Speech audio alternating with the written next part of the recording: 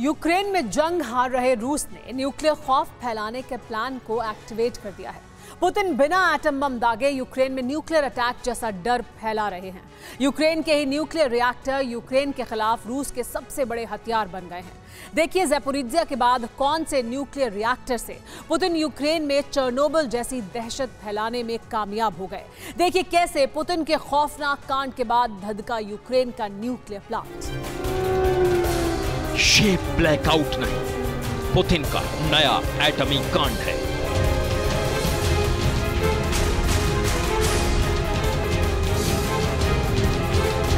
ऐसा एटमी कांड जिसमें न पुतिन अपना न्यूक्लियर ब्रीफकेस खोलेंगे, न बटन दबाएंगे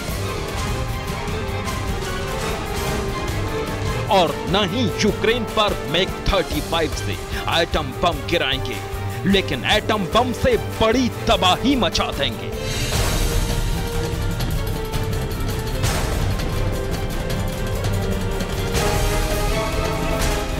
यूक्रेन के सबसे बड़े ज़ैपोरिज्जिया न्यूक्लियर प्लांट पर हमले के बाद से चेर्नोबिल जैसे न्यूक्लियर रेडिएशन लीक के खौफ में आसपास के कई देशों का दिल बैठा जा रहा है।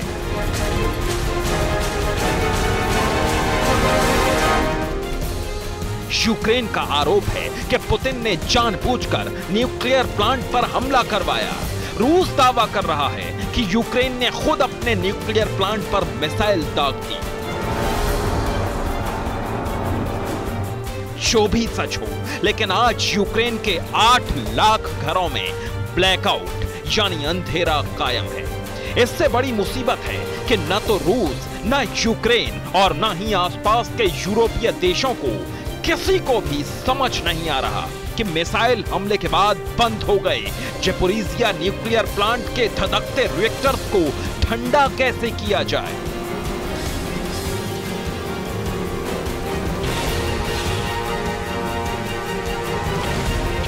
अगर चेर्नोबिल की तरह ज़ैपोरिज्जिया के न्यूक्लियर रिएक्टर भी फट गए तो उससे निकलने वाले जहर को हवा में फैलने से रोका कैसे जाए।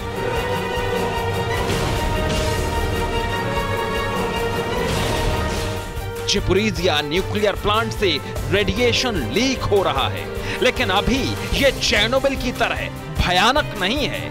लेकिन बस एक और धमाके के बाद ज़ैपोरिज्जिया चेर्नोबिल बन जाएगा।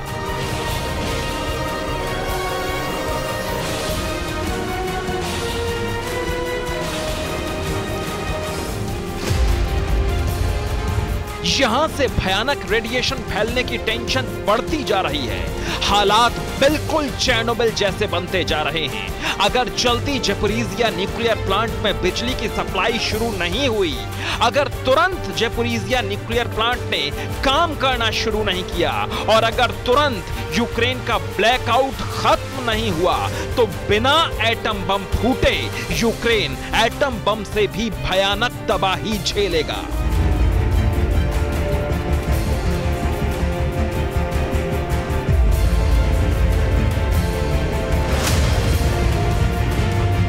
और सिर्फ यूक्रेन ही क्यों, अगर ज़ैपोरिज्जिया न्यूक्लियर प्लांट में धमाका हो गया तो radio active radiation Poland, Germany और स्लोवाकिया तक को अपनी चपेट में ले लेगा।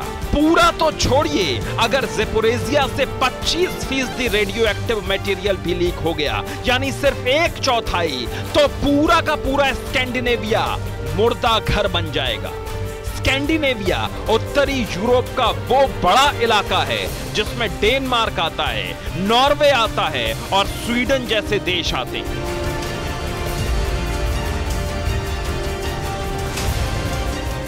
अगर ज़ैपोरिज्जिया न्यूक्लियर प्लांट से लीक रेडिएशन एक बार भी बेकाबू हो गया तो इस पूरे इलाके में इंसान तो छोड़िए, घास का तिनका तक बाकी नहीं बचेगा और ये सब बिना एटम बम दागे ही हो जाएगा।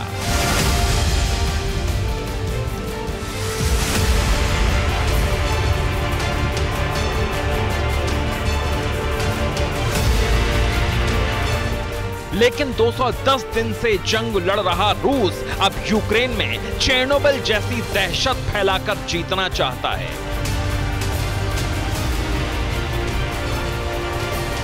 ये पुतिन का नया एटम प्लान है, लेकिन इसके बाद की खबर सुनेंगे तो पैरों तले जमीन खिसक जाएगी।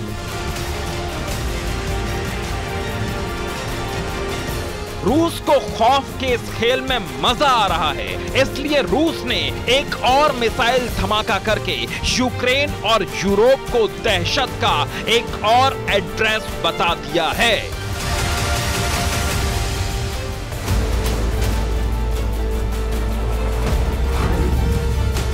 पहले ज़ेपोरिज़िया को थर्राया,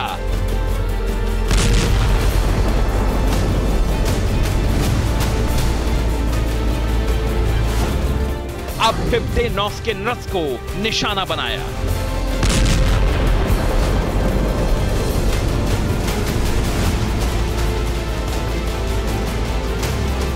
यह रूस यूक्रेन युद्ध में तबाही और खौफ का सबसे नया वीडियो है।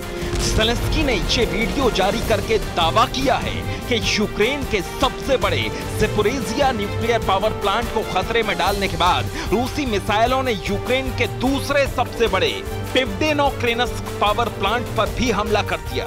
यूक्रेन की सरकारी न्यूक्लियर पावर कंपनी एनर्गोएटम ने भी दावा किया है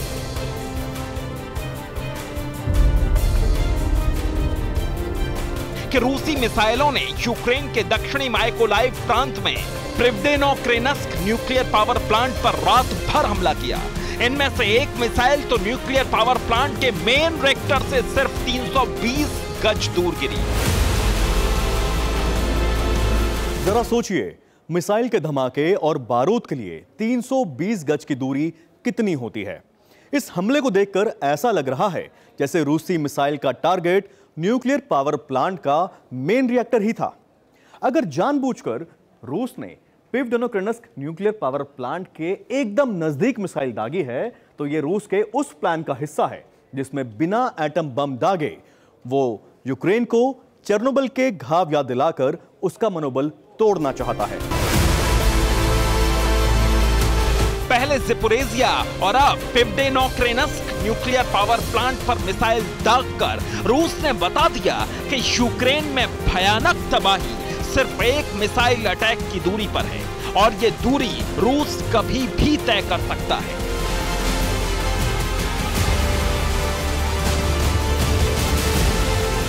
पुतिन का ये गेम ज़ेलेंस्की भी समझ रहे हैं। ज़ेलेंस्की जानते हैं कि अगर इस वक्त वो मनोवैज्ञानिक दबाव में आ गए तो जीती हुई बाजी हार जाएंगे।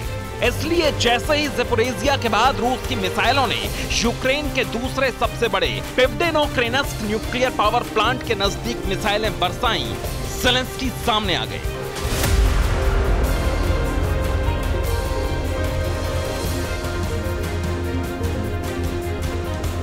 ज़ेलेंस्की अपने सैनिकों और यूक्रेन की जनता का जोश बढ़ा रहे हैं, लेकिन एक सच ये भी है कि ज़ेपोरिज़िया पावर प्लांट पर रूसी कब्जे के बाद 1/4 यूक्रेन में ब्लैकआउट है। अब भी करीब 8 लाख यूक्रेनियों के घर पर अंधेरा कायम है